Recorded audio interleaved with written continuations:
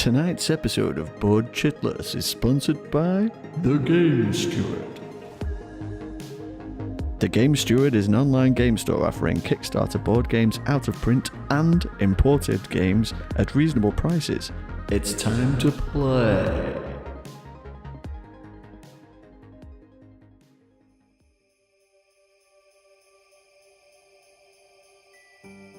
Merry Christmas, Chitheads!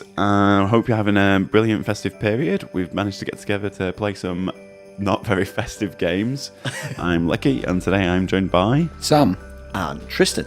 This week we've been playing SeaFall, Love Letter, and Race for the Galaxy, because we can't just keep away from it. Hey, it's been like nearly a year.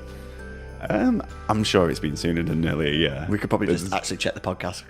We have an audio archive to prove it. 3 days.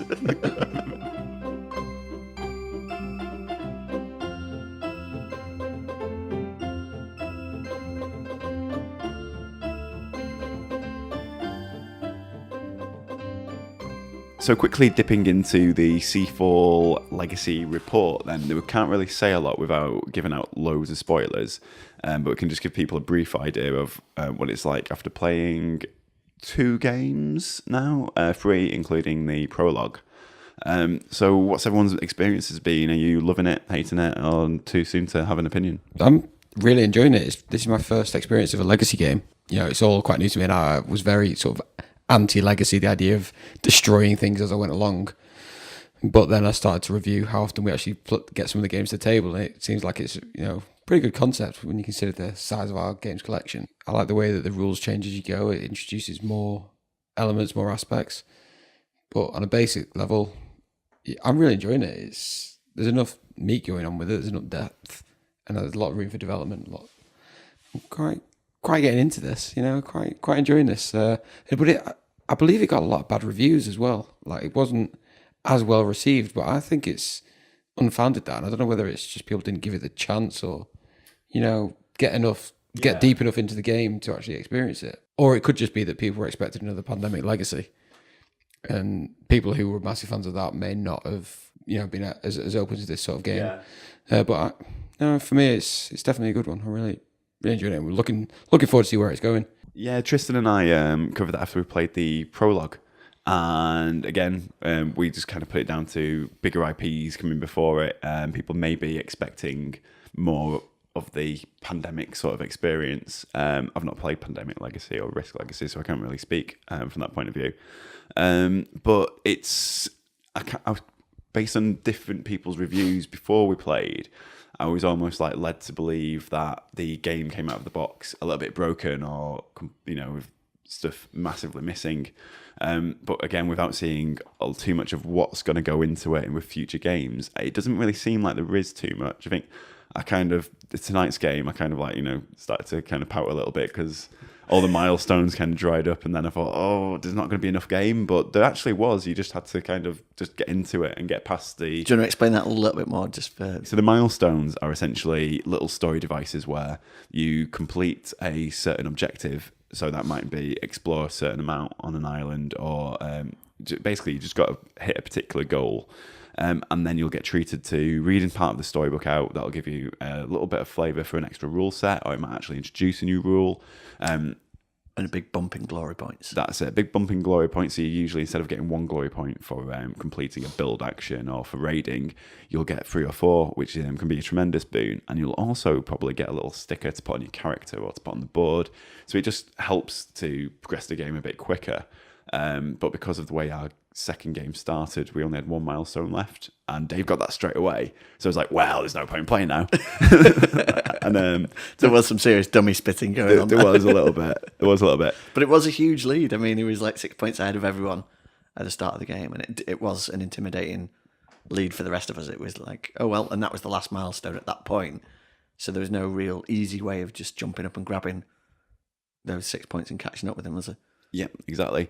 And we managed to get the first sort of big rule expansion box opened, didn't we? So that had a load of goodies in it, loads of extra stickers for the boards, loads of extra new rules, which kind of opened our eyes up to how the rest of the game's going to get played out, how the next game is definitely going to feel a lot different and a lot bigger. More. Exactly, but without kind of just being a one-step opening up of the rest of the board. So it'll be interesting to see how that breaks up and if any of our friendships actually survive the extra rules that have come out from it. Definitely some red-faced silences after certain raids during that game. We should probably point out at this point that Dave has already left. Might be unrelated. He was muttering under his breath at the time, definitely. Yeah, he did have that lead, but it's wallowing in my own crapulence a little bit to say that I managed to overtake him and win the game. Skillfully done. Skillfully done. The way that you did that, spoilers removed. So, Sam, based on the last two games, then, would you want to get more SeaFall? Are you kind of intrigued? Definitely, yeah. I obviously was on a bit of a high after that first game with winning it, which was very unexpected. But this game, yeah, I was miles behind everyone. But I felt like it wasn't ridiculous at any point, and I felt like the people who were higher up earned it. Like Dave managing to get that milestone in the very first turn of the second game was like, it kind of shocked us all, I think, that he was able to achieve that just through a couple of combinations that he managed to pull off. But the one thing that I did quite like is whoever wins one game almost is like they're put onto a back foot a bit with the next game by the way the mechanics work. So it's all to do with your advisors that you can recruit, and it sort of will set you in a position where you can be a bit behind to start with, whilst also getting some other boons. So it's sort of balances it quite evenly. And the new mechanic that we've got with the player order might actually change things even further with regards to who gets that jump lead and where they sort of go to. Yeah, that's definitely spoiler territory, isn't it? That's why I'm not going into any more details about it. Okay, the interesting thing for me about SeaFall is I like it, I'm enjoying it, I think we're having a good time, and I like that we're all doing a legacy game together finally. What I am kind of a little bit surprised at is it's a great game, or it's a good game, but we've got much better games, but we're now committed to this for like a dozen more games, to try and see through the whole campaign. And I want to, I'm happy to do that and everything, but it's like we're putting aside all of our favourites.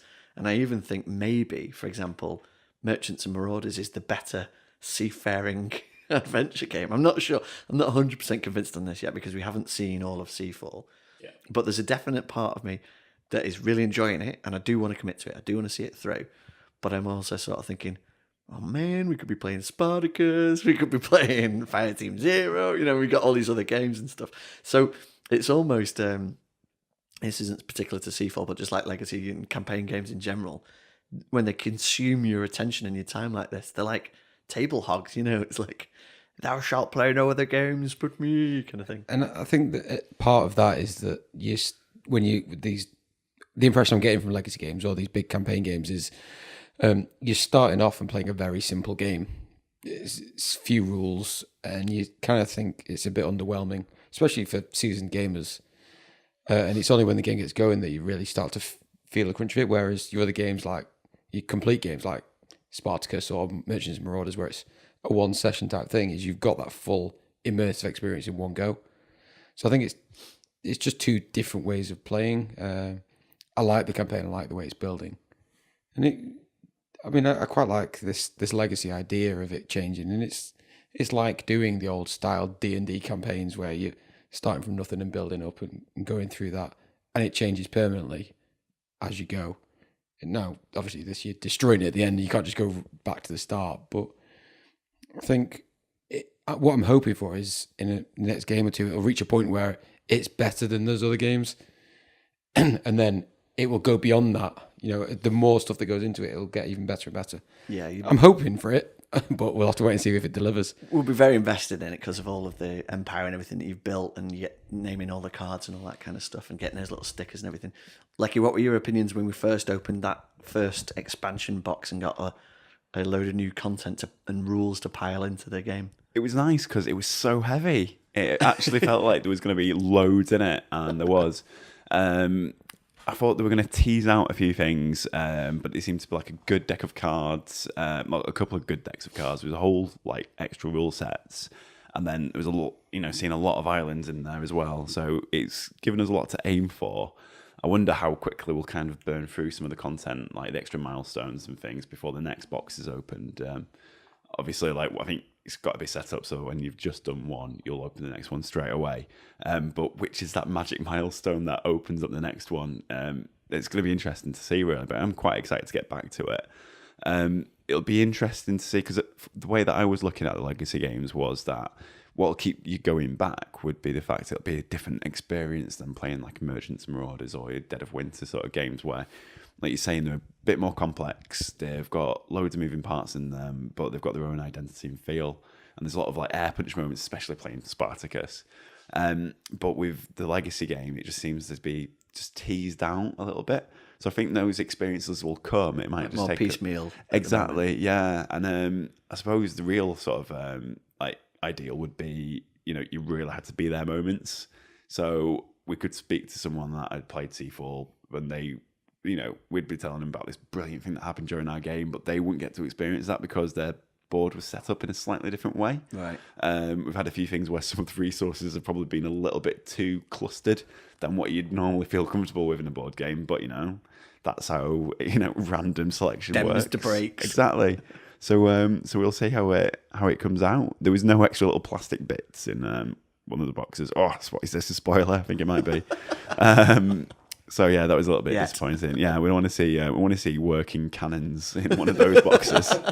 A dexterity game. It all rests on the flip of a coin now. Exactly. The box is heavy enough for one of them to be in there, so we'll see. Yeah, no, I'm intrigued, and I'm eager to see it through, or at least stick with it to see what happens next, kind of thing. And the actual game is good. It's good fun, exploring, piratey, adventure, raidy, explory type game. We can safely say after a couple of games, nothing is yet broken.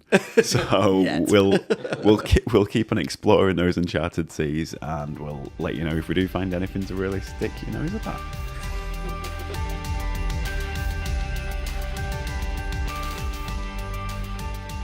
Okay, so another game we've been playing today was Love Letter, the behemoth of a table breaker that it is. I can't believe how many miniatures come with this game. It's crazy. So we've had Love Letter for a good while now. We played it first time a couple of years ago, didn't we? But it's just kind of seen a bit of neglect in recent years. I think the first time I ever played it was on a train, Leki. Oh, That's how portable it is. It was, and it's a great... With non-gamers. Oh, where it belongs.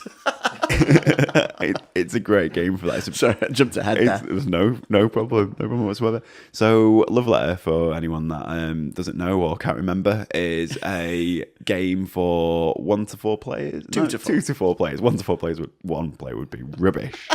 It's not one for the one player guild, unfortunately. Unless you're really forgetful.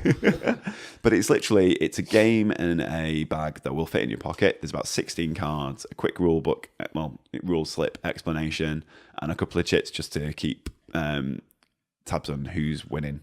And the gameplay is really simple. It's a bluffing and deduction game where you divvy out a card to each of the players, burn one, and then you'll just draw a card and follow the flavour text that's on it. Well, it will give you some instructions. Each card has a number on it, which will go from 1 to 8. So the princess who you're trying to sneak a love letter to has 8, and then it'll just go down from there. And you're trying to eliminate other players from the table, or just end the game with the princess, which is a lot easier said than done. And what does everyone think? I think you're right when you said it goes down from there. No, this is a brilliant game for non-gamers, and if you've got like 10, 15 minutes to spare, which is about the length of time I can play it for before pulling my hair. No, I'm being rude. The art is terrific. The fact that they've sold 16 cards as a game and been so hugely successful, I think, is also terrific. And as a game, if you've got people who don't even think card games or board games are a thing, it's a great way to just sort of break it out and just get them involved, kind of thing. I was shocked to see it come up on game night with us lot, like hardcore gamers playing Love Letter. But I think Sam is probably the best person to answer this question, having played it for the first time tonight. Sam, how does Love Letter compare to Kingdom Death Monster? On a par, I'd say, give or take, just with the amount of plastic. Yeah.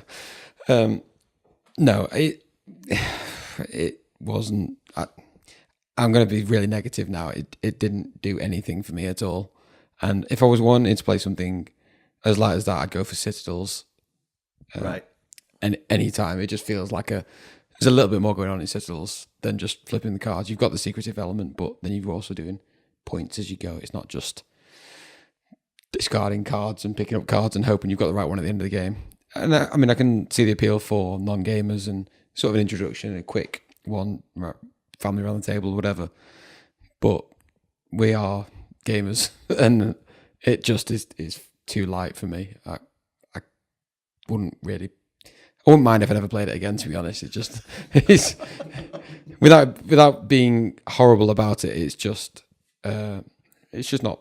There's not enough depth for me. Valid comments there. One of the defenses that I'd have for the game was that it plays so quickly that you couldn't really afford not to have it in your repertoire. But then we'd played Race for the Galaxy as well this evening, and we managed to play that. Race for the Galaxy probably took like 20 minutes, 25 minutes, including setup, and probably was about 100 times better, even though it lasted for like the extra 10 minutes. So there are probably better small box or teeny box or micro games out there. But for some reason, Love Letter, I do really enjoy playing it quite generally. Is it because it's one of the first games you got? I think it is because it's one of the first games that I got. I've got a lot of great memories for it as well. It's like I brought it out on a train or an airplane with me a few times. It went around Southeast Asia with me. So I made a few friends playing it as well. But genuinely with the gameplay, it's just that sort of bluffing, deception, like early game, you're just making kind of blind decisions, trying to catch someone out. And when you pull that off, Sam wouldn't have seen it today because we only played like one game of it. But you get this tremendous sense of satisfaction of like getting your mate out of the game, even though you didn't really deserve it. And guessing that they were the princess in the first round. Exactly. It just makes me feel good. Another thing about this game is it's not really pro, but it got re-themed about 400 million times. There's a crazy amount of licenses out there for it. You can get Batman Love Letter, you can get Adventure Time Love Letter. I'm assuming there's a Lovecraft letter. There must be a Lovecraft letter. I'm pretty sure there's probably a Monopoly letter out there somewhere. But it just makes it super accessible. And if you wanted to buy a stocking filler for like £7, you could buy this for someone and they might just enjoy it. Or if you wanted a better stocking filler, just buy a prosthetic leg. Oh dear. So then, based on that, Love Letter versus Race for the Galaxy, which would you buy for someone for Christmas? Sam's going with the prosthetic leg. I'd always go for Race for the Galaxy. But as I say, I think a better comparison would be Citadels or something like that, and I think I'd still go with Citadels. Citadels is definitely the better game. You'd have a hard time introducing that as easily to a non-gamer crowd. I don't know if that's the question here, but really, Love Letter is definitely like one for the family sort of thing, whereas Citadels is a fun game. that's the crucial difference. But neither of them compare at all to the excellent Race for the Galaxy, which no matter how many times we play, always is thrilling and interesting. And we had super close scores today. I think, what was it, 30, 32, 34? Yeah. So like a finish like that is always brilliant for a game like that takes up 20 minutes of your time. Yeah, and has really cool art and a cooler theme than Love Letter, even if it doesn't massively come through in the cards. But yeah, no, Race for the Galaxy, I think it's you called it evergreen before, Leki. Oh yeah, every time it comes to the table, we seem to get something fresh or different out of it. And it's one of those weird games where it's so easy to pick up and play after not playing it for ages that you can leave it for like 18 months and come back to it. And within a few turns, I've remembered how to play it. But then you've kind of forgotten all your strategies. So it is like playing a new game again. It's a bit weird. It's a little bit strange, really. I do love it. I think that's because there are so many strategies in the game. Like, depending on the cards you get, can completely change how you play. And you'll often have to change it 2 or 3 times during one game. Yeah. So you can't just start the game and go, right, I'm going military. Yeah. Because it depends what comes out. Although that's exactly what I did today. Except this time. But I started off thinking I was going to go military. Then it turned out I was getting better developments coming through. So I had to switch back to that. And then I was trying to fuel my more expensive developments to get the points I needed towards the end. Yeah, you usually have to find one track and commit to it early, don't you? And I had about 12 tracks going. So, I just lure packed it and it didn't really come Didn't win in the end, but I don't think anybody else outside of us two knows what that means. So I'm assuming lure packing is when you spread yourself too thin. Excellent. Another bad pun from me today. I was a little bit worried then. I've seen far too many films, so it could have gone in a very bad direction. So there we go. Last Tango in Lurpak. But it just goes to show that a game doesn't have to be as small as 16 cards in order to be fun, entertaining, and easy to learn.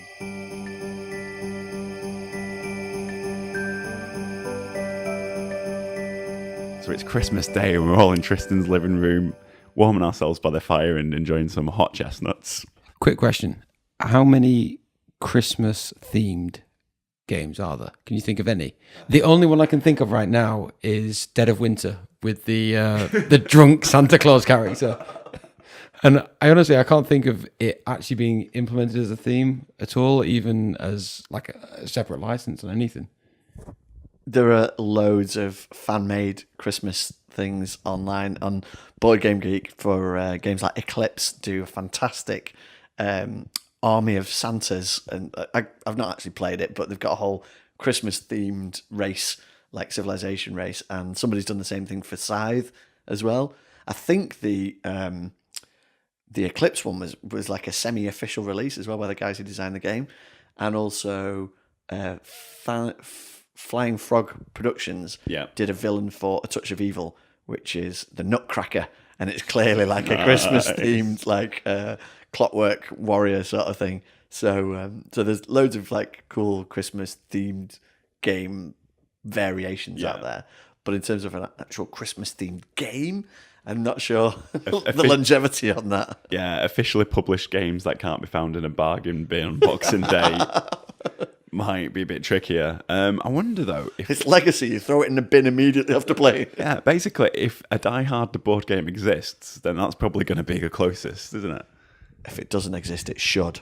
I was kind of thinking, along the lines of family type games, for people to play with kids and things like on the lead up to Christmas, and it just seems like potentially it's something that's missing from the marketplace that I just can't see it being tapped into very much at all, other than probably some version of Snakes and Ladders with reindeer and lederhosen or something. But no, it was just a thought then. The only one that really came to mind was the Dead of Winter one, like the official variant, and that was just like a bad Santa, which was it's just a character in the game, right? Yeah. Which you don't want to get. It's quite funny how it was found. If you've got a Christmas-themed stalwart board game that you're currently playing and are laughing at Sam for his absolute ignorance on Christmas board games, please do get in touch. There's a dusty old Mars bar that no one's claimed from the first episode. So if someone can actually give us a legitimate comment, then we might just gift it to you. So Merry Christmas, everybody. We'll speak to you in the new year with more tales from the high seas. And hopefully Tristan will eventually have got to play Civilization. Happy Christmas, everybody! Happy Christmas. Ditto. Humbug.